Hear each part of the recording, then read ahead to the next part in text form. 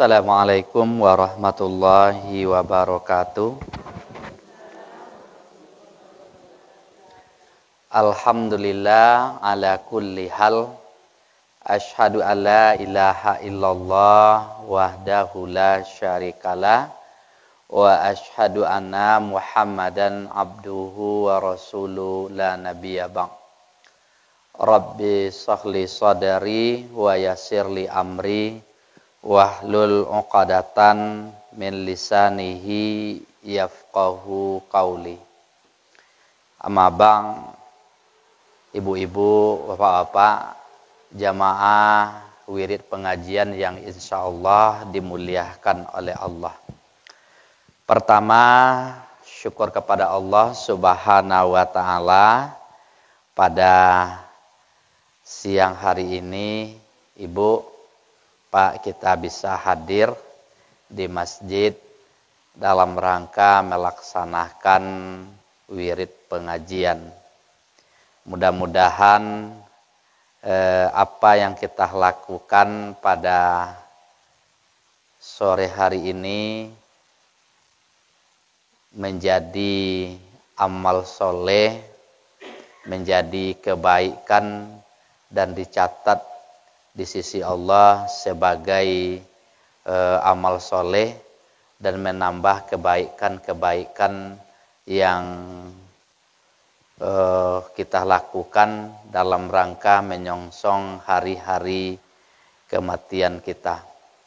Kemudian selawat beriringan salam selalu kita sampaikan kepada Nabi kita, Nabi besar Nabi Muhammad sallallahu alaihi wasallam, berupa Allahumma salli ala Muhammad wa ala ali Muhammad. Oke, Ibu, Pak, Ba'ah lay sehat Ibu? Alhamdulillah. Lay sehat badan? Alhamdulillah. Fisik? Lay saku-saku? Itu tak dapat. Kebahagiaan itu bukan terletaknya pada saku. Banyak orang yang saku-sakunya penuh malimbak keluar tapi nyo ndak sehat. Banyak orang saku-saku penuh tapi bajai. Sehingga apa? Ndak bisa nyo mendapatkan kebahagiaan melalui hartanya. Jadi badan kita sehat, kemudian tubuh sehat, kemudian keimanan sehat, walaupun kurang saku-saku ndak apa-apa. Alhamdulillah lai bisa kita datang kemari. Iko sebuah nikmat. Oke, sebulan yang lalu lebado baca lihat YouTube kita. Ada kita rekaman di siko ketika itu. Ndak ada dah. Calik-calik je lah. Kemudian kok ada parantau awak dalam rangka kegiatan kami di kampung. Kita kan ada grup-grup nama tu, grup kampung yang jo perantau. Jadi apa? Menunjukkan bahwa kita masih ada je beraktivitas. Jadi masjid kami di kampung kami lai mengudara je kami. Lai nampak je nyo. Sehingga apa dicolik dek perantau kita, dicolik dek orang rantuang, rindu lo nyo di kampung. Ya kan? Jadi Ibu, mudah-mudahan nanti Ibu share-nya nanti onde yola lancak rantuknya kampung. Ya bisa jadi Ibu nanti ayang Bu KCN. Kalau oleh mode itunya kami baju seragam gak kurang ya akan bisa mode itu kan. Nah itu kan contoh deh Bu. Ya perantau itu saya nampak aktivitas awak, saya nampak kegiatan awak, apa lainnya yang gak badagiang deh seketik kan. Tuh, de badagiang banyak yang badagiang Bu. Tetapi ada yang kori dagiang gege. Tapi nan badagiang lombui, kue keimanannya, omunya berdermawan, umurnya bersedekah, kan bisa deh Ibu nanti deh. Kami tidak banyak-banyak jumlah kami deh Pak, ya sekitar 30 orang ya. Apa jumlah baju Bu bisa model itu kan. Oke. Jadi nanti Ibu coba nanti dalam rangka mentakmirkan masjid kita. Ini sengaja kita di tempat-tempat wirid ini rekaman. Kalau hari inilah berapa kali ya Ustaz untuk di sini? 3 kali kita rekaman di sini. 3. Ibu dah ada ketika itu dah. Ibu absen ketika itu. Oke, Ibu. Patang kita sudah membahas tentang apa kemarin? Tahayul. Tahayul. Nah, pada kesempatan kali ini Ibu, Pak, untuk mengisi ceramah kita sebelum waktu asar nanti, ada 4 perbuatan apabila kita lakukan dengan istiqomah, apabila kita kerjakan dengan ikhlas, tulus karena Allah, kemudian kita lakukan dengan baik, maka akan mengantarkan kita ke dalam surga dengan selamat. Ini kita ambilkan dari hadis Rasulullah sallallahu alaihi wasallam. Dari Abdullah bin Salam, semoga Allah meridainya. Apa kata Abdullah bin Salam ini? Sami'tu Rasulullah sallallahu alaihi wasallam. Ibu, Pak, Abdullah bin Salam ini adalah salah seorang yang sangat simpatik kepada Rasul. Ketika Rasulullah sallallahu alaihi wasallam pindah dari Mekah ke Madinah, kemudian di saat orang lain menyambut Rasulullah setelah sampai di Madinah, maka salah seorang dari mereka itu ada namanya Abdullah bin Salam. Ketika dia pertama kali melihat wajah dari Rasulullah sallallahu alaihi wasallam, yang wajah yang penuh ceria, wajah yang penuh wibawa, wajah yang begitu teduh, tawadu, bersih, maka Abdullah bin Salam ini mengatakan ini adalah orang yang cukup bagus. Wajahnya sejuk dipandang. Tutur katanya sangat dinanti, penuh dengan keikhlasan dan kelembutan. Ketika Abdullah bin Salam di depan Rasulullah ini, maka Abdullah bin Salam ini mendengarkan ada 4 ucapan Rasulullah pada waktu itu. Apa kata Rasulullah? Ya ayyuhan nas, wahai manusia. Ya ayyuhan nas, absus salam wasallu arham. Ada yang mengatakan wasilatu arham wa ta'amut ta'am wa sallu lillah wan nasu niyam. Kata Abdullah bin Salam, Ibu, Pak, yang mendengar ucapkan Rasulullah ini, wahai manusia, mau enggak kamu masuk ke dalam surga dengan selamat? Ibu, Pak, masuk surga dengan selamat ini apa artinya menurut penafsiran para ilmu hadis, dia masuk ke dalam sorga tanpa ada hambatan yang sulit. Dia masuk ke dalam sorga dengan langgeng. Dia masuk sorga dengan tidak banyak rintangan. Dia masuk ke dalam sorga tanpa merasakan penderitaan yang pedih, tanpa merasakan penderitaan yang dahsyat. Ketika di padang mahsyar dia merasakan kesejukan. Ketika dihisab, dimudahkan hisabnya oleh Allah. Ketika melewat Shiratal Mustaqim, dia tidak tergelincir kakinya ketika melewati Shiratal Mustaqim.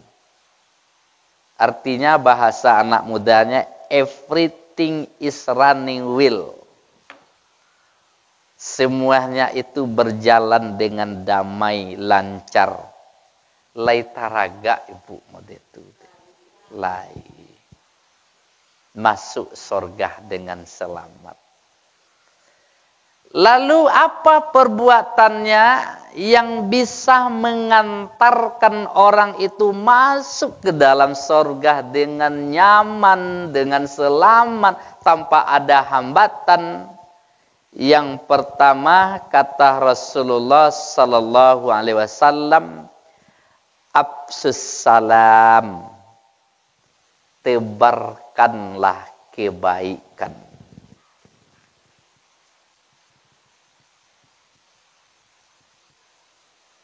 Tebarkanlah kedamaian. Tebarkanlah hasanah. Bahkan ada orang yang mengatakan tebarkan salam ini setiap bertemu dengan orang lain ucapkan assalamualaikum. Tetapi ada ketika bertemu dengan orang lain ucapan assalamualaikum awalnya membuat simpatik, akhirnya tidak simpatik.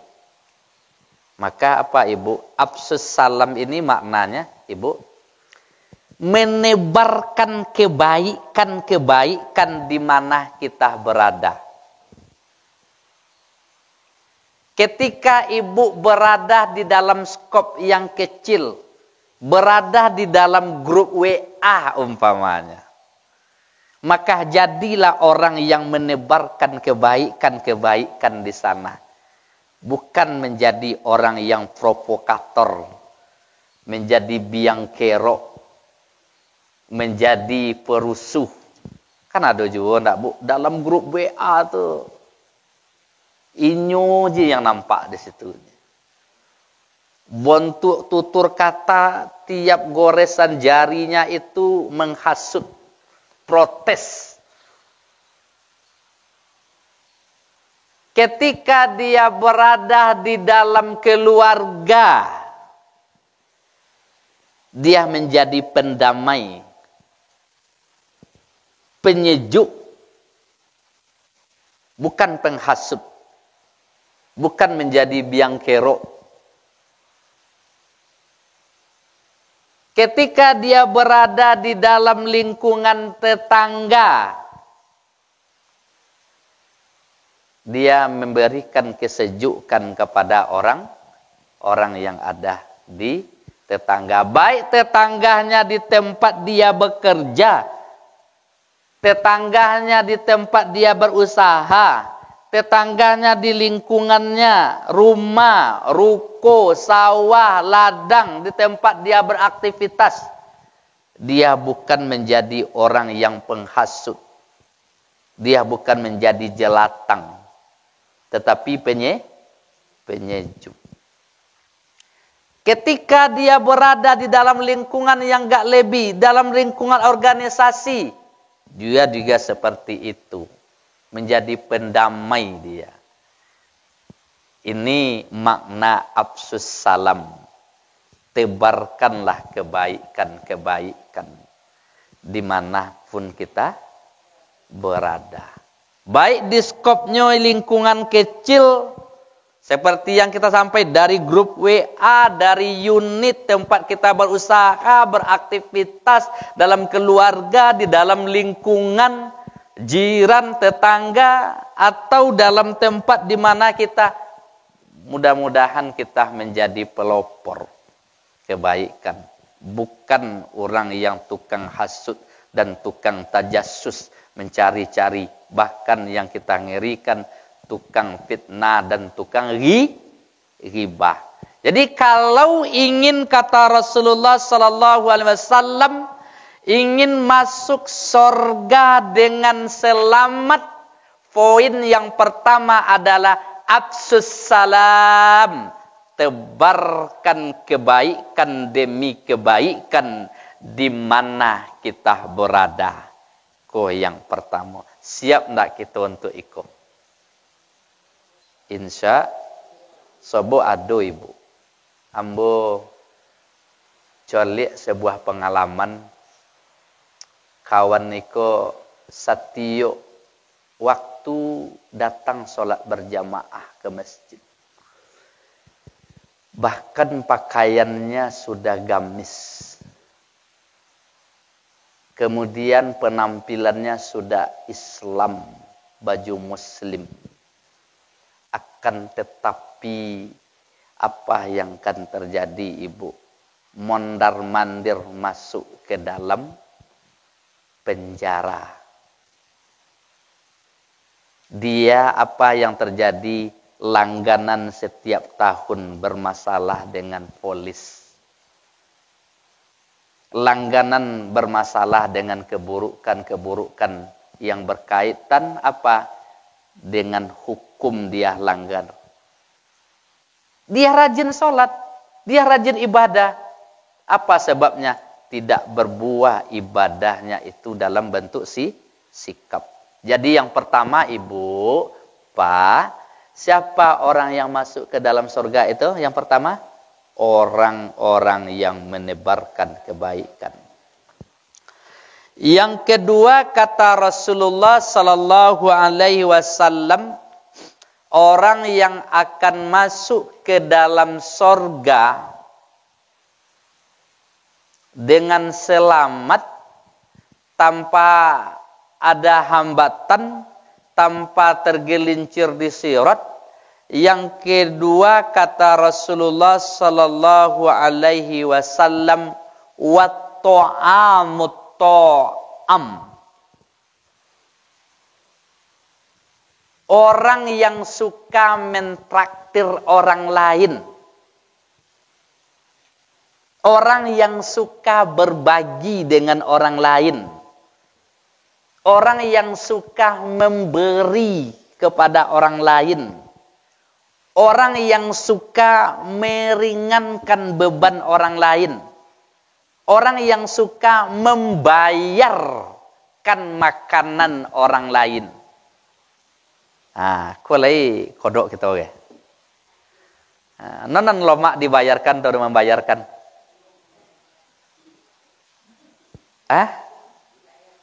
Dibayarkan. Non katujuh dek kita mah dibayarkan atau membayarkan?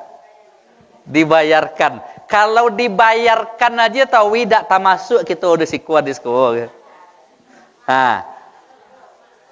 Tu loma dibayarkan di awak aja loma aja di urang. Kalau orang-orang yang pahamnya dengan hadisku ibu, ngarotinya dengan hadisku nyoh lebih omunyo membayarkan daripada dibayarkan. Lebih mau dia mentraktir ketimbang ditraktir.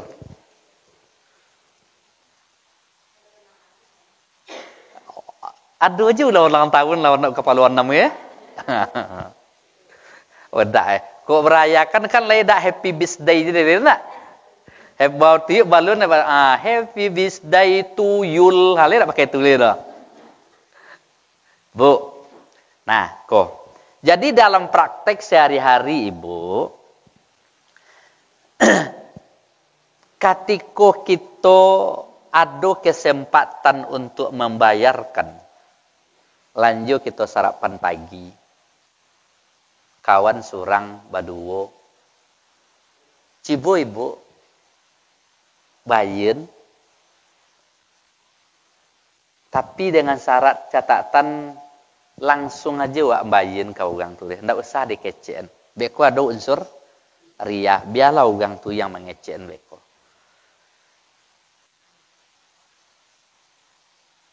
Jangan menunggu awak dibayin de orang. Tapi ambil peluang wa ta'amut ta'am kore. Dengan cara apa ibu? Membayin orang lain. Ketika kita dibayin de orang lain, ketika ibu dibayin de orang lain, apa perasaan ibu? Senang. Artinya apa? Di saat yang bersamaan orang itu memasukkan perasaan senang dalam hati kita. Ketika seorang memasukkan perasaan senang hati kita, apa keuntungannya? Lebih baik daripada beriktikaf di masjid Nabi selama sabulan penuh. Kodoklah membayin orang. Tu bakurang saat ibu membayin orang kan membayin bakato-kato si kurir.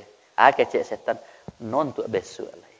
Iko pengajian kita yang potang mana qasa malun abdin bi sadaqah. Tidak akan berkurang harta seorang hamba apabila disedekahkan, apabila diagen, apabila ditraktirkan, apabila mentraktirkan orang lain, apa membayarkan makanan orang lain, tidak akan berkurang. Justru akan bertambah keberkahan demi keberkahan. Kalau tidak keberkahan yang ketambah, apa yang kau tambah? Rencana bencana itu akan datang kepada diri kita. Akan tetapi apa? Ditolak oleh sedekah yang kita bayarkan, kita berikan kepada orang lain. Jadi fungsi wa ta'am ko fungsi sedekah bu, ndak saja memperbanyak rezeki, tetapi menolak bencana.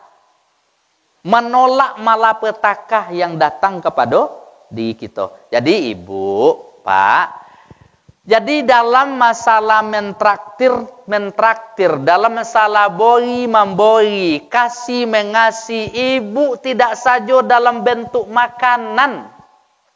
Ibu yang punya ditakdirkan oleh Allah punya itik lah, 5 ekor 6 ekor. Kan ada lah kawan dan sampilik balopi ide gak dia. Dijual atau litik dia boleh nak maco. Dah inyo menikmati tolitik dia. Ancaklah ibu kan nikmati lain tu asokkan gizi ya bu ya. Tapi ibu yang ditakdirkan oleh Allah kalau biar masalah rosoki, masalah toluh lah, apalah bentuknya, masalah padi, masalah ikolah.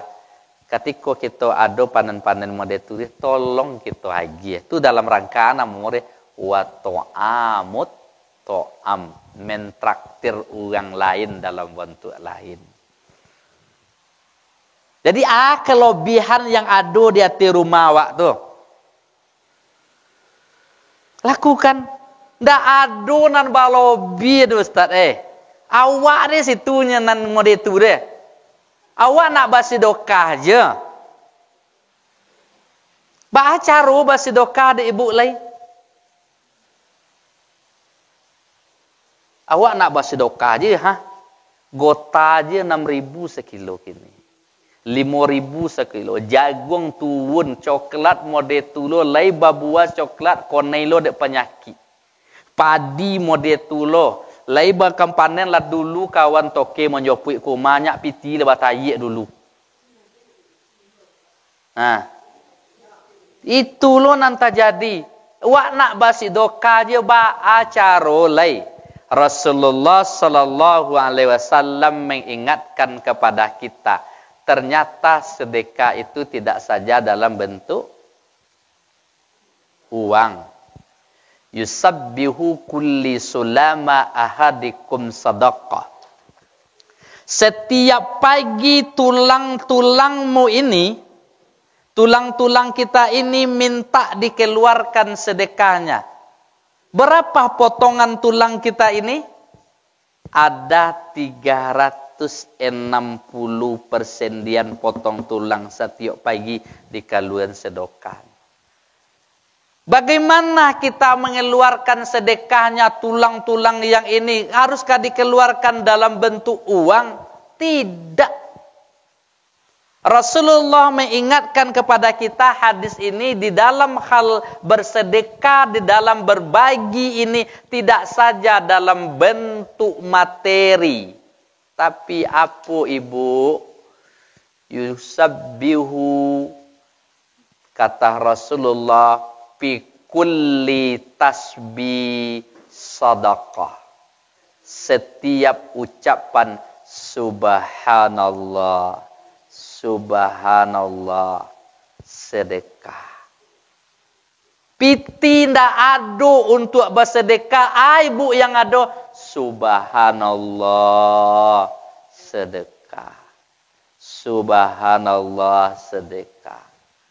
Wa kulli tahmid, setiap alhamdulillah, sedekah. Alhamdulillah, sedekah. Wa kulli takbir, Allahu Akbar. Ibu sedang santai, apa ndak ada lagi, anak sudah berada di rantau orang, kemudian kita sendiri, apa yang terbayang? Onde apa ndak ado, anak ndak ado, ibu tasandah di dinding. Yang ibu lakukan di saat sendirian, ambo akan bersedekah. Allahu Akbar, Allahu Akbar, Allahu Akbar. Bernilai sedekah di mata Allah. Wa kulli takbir, Allahu Akbar. Wa kulli tahlil, la ilaha illallah, la ilaha illallah. Bernilai sedekah. Tak mampu kita melakukan hal yang demikian apa? Wa amru bil ma'ruf. Ma'ajak orang babue elok kak uni. Daripada di muka TV aja uni. Sakit lutut ini dek nonton TV. Sakit mata uni dek nonton TV ke muka TV aja. Atau jangan polak ka polak aja uni. Mulah datang kita wirid ni. Kalau dah ada uni piti tu ojek, ambo yang membayar untuk ojek. Datang uni pe wirid. Tu ada. Sedekah. Majak orang pe wirid. Majak orang pakai jilbab. Bernilai sedekah. Wan naha 'anil munkar, melarang orang untuk berbuat tak elok. Contoh anak gadi kita, Bu, anak gadi kita lah haid lah godangnya, lalu di tengah halaman ko asik-asik je nyoba lari-lari atau menyapu di muka halaman kita, memborosian kacu, memborosian halaman. Iko namo Bu, inyo masih di bawah naungan kita, di bawah tanggungan kita, maka berhaklah kita untuk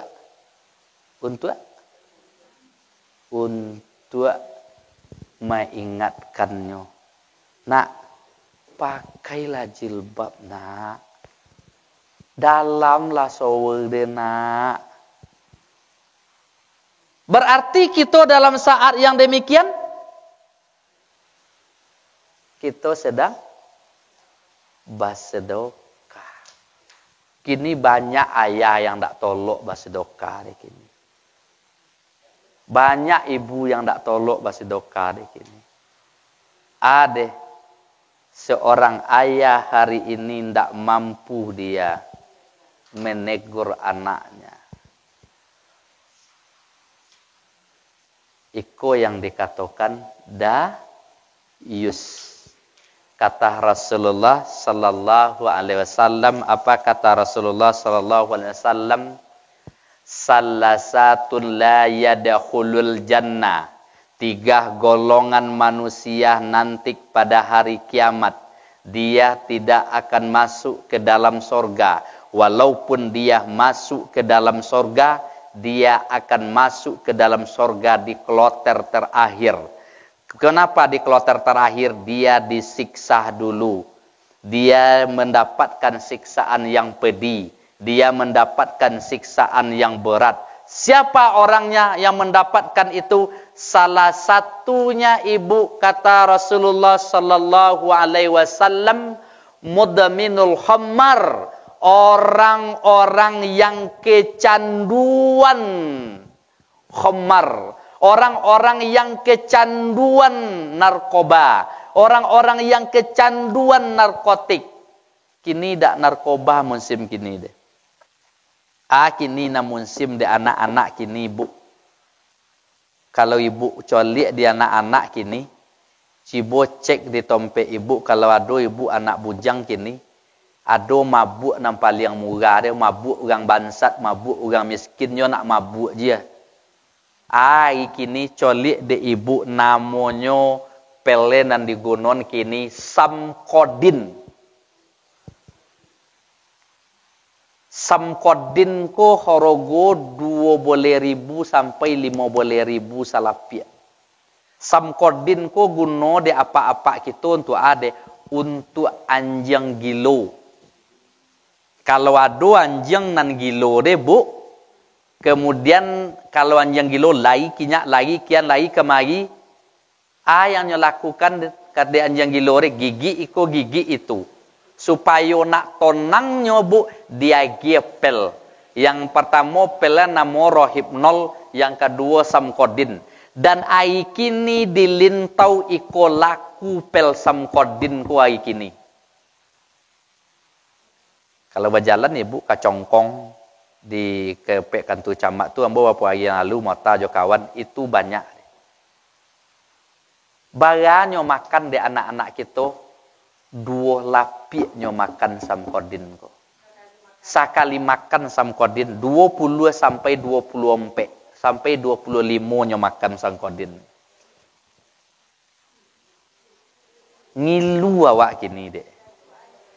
Kalau nyo makan samkodin ko inyo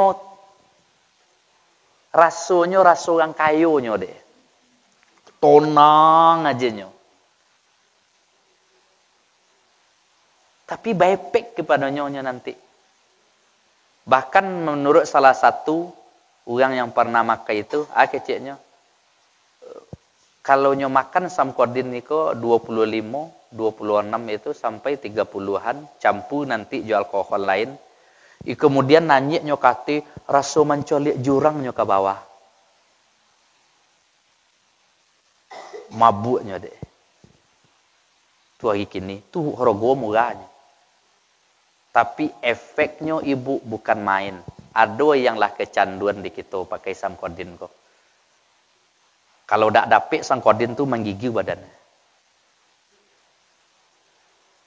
Kok, orang yang sempat modekore mati, apakah garam alui kan namanya, apakah pucuk ubiace kan namanya, atau ganjo, apakah samkodin dalam bentuk pel.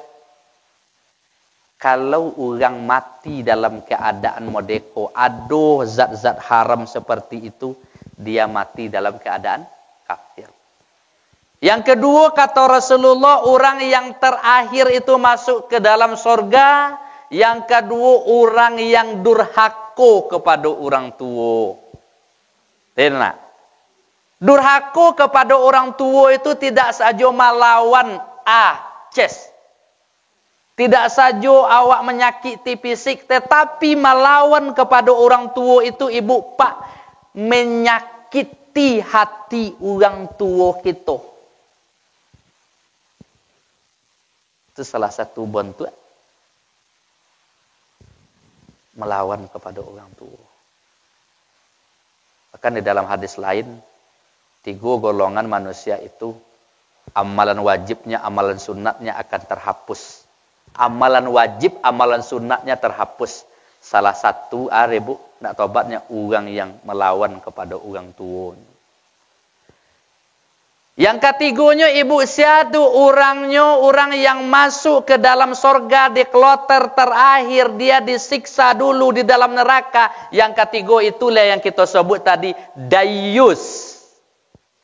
Siapa dayus itu? Seorang kepala keluarga. Ibu kepala keluarga umpamanya. Apa ndak boleh itu? Itu kita keluarga. Kalau adunya apa? Ayah. Ayah itu seorang kepala keluarga, bagaimana dia? Dia tidak cemburu sedikit pun ketika orang-orang yang di bawah naungannya. Kalau kami, siapa yang di bawah naungan kami? Ada sekretaris. Siapa tuh? Istri. Tuh kalau ibu lo sekretaris deh. Ya dulu rumah tangga udah ibu sekretaris deh. Ibu udah jadi BA1. Istri, siapa lagi? Anak-anak. Itu yang di bawah naungan awak. Lalu orang yang di bawah naungan kita itu, di bawah lindungan kita itu ibu. Ketika mereka itu melakukan perbuatan dosa, kita santai jenya. Tak ada rasa ingin merubah seketik. Ketika anak bujang kita, anak gadis kita, lah wajibnya untuk puasa, nyo tak puasa kita biar aja. Ketika anak bujang kita, anak gadis kita, lah wajibnya untuk sholat, dia tidak sholat, kita biarkan. Ini namanya dayus. Kemudian apa contoh dayus yang kedua ini ibu? Contoh dayus yang kedua itu apa? Membiarkan istri tidak pakai jilbab, pakai kerudung ketika menerima tamu yang bukan mahram kita.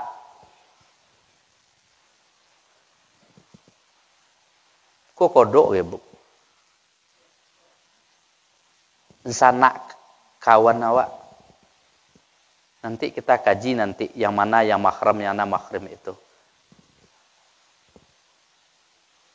Senang hatinya. Atau seorang ayah tak ada rasa cemas, rasa cemburu sedikit pun ketika seorang istrinya di dalam rumah menerima tamu, dia tidak ada rasa cemburunya, enjoy aja, tak ada perasaan deknya setir. Padahal yang datang itu adalah laki-laki yang bukan keluarganya. Dua. Mana dayus, contoh dayus yang kedua itu membiarkan anak kandung, istri kandung. Aduh, istri kandung.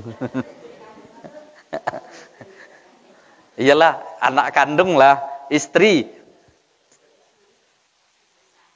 Ya, kecil ibu istri tersayang. Nah, membiarkan istri, membiarkan anak kandung ketika keluar dari rumah, sedang nyapu, sedang nyiram bunga, bersihkan kaca, membersihkan halaman, dia itu tidak pakai jilbab. Kalau dia pakai jilbab, pakaiannya pendek, pakaiannya sempit, ini namanya dayus.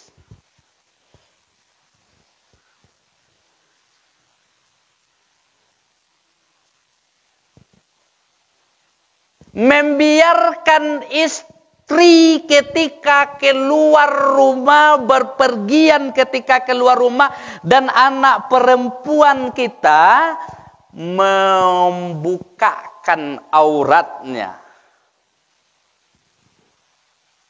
Kuana mau ya? Dayus. Membiarkan anak perempuan kita, anak gadis kita dibonceng, dijemput oleh laki-laki lain yang bukan mahram kita.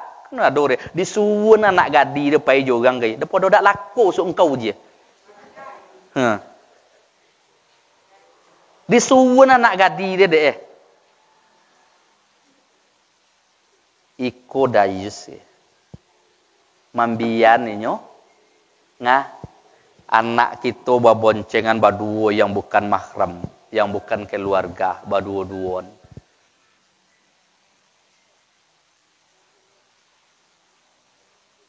Ko dah lihat dia mau dekoi bu tai. Yang ketiga dayus itu ibu berikutnya dayus itu adalah membiarkan anak dan istri kita di media sosial membukakan auratnya.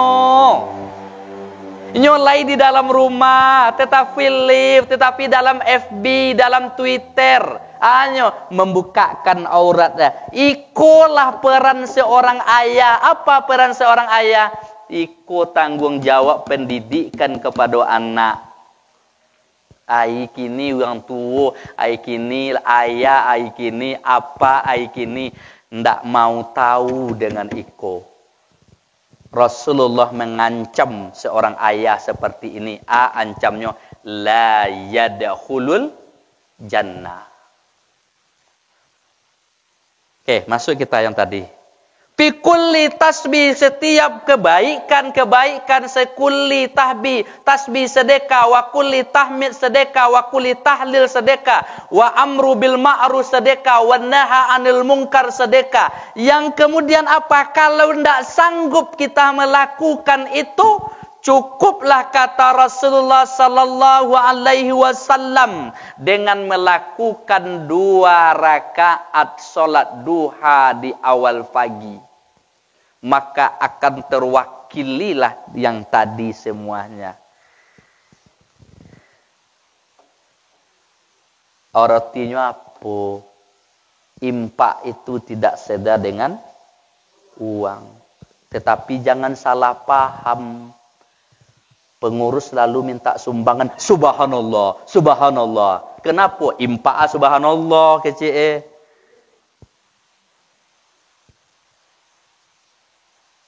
Lakukan duha minimal 2 rakaat setiap hari. Untuk ada infak yang kita lakukan. Untuk mewakili tubuh kita yang 360 potongan tulang tadi. Yang diminta setiap pagi. Oke, mungkin itu ceramah kita. Waktu kita lah masuk.